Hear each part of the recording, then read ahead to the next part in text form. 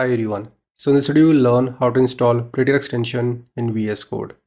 As you can see, I've already opened the VS Code editor.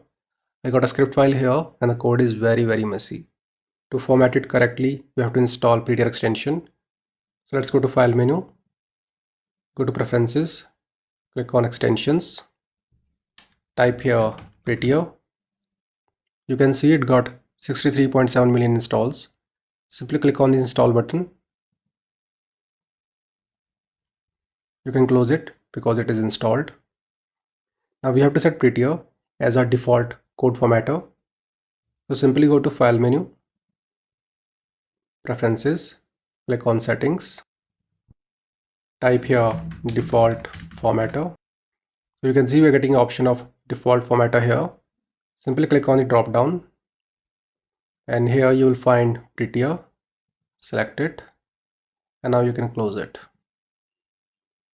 Now to format this code, simply right click anywhere and you can see I'm getting this option format document. You can also use a shortcut Shift plus Alt plus F.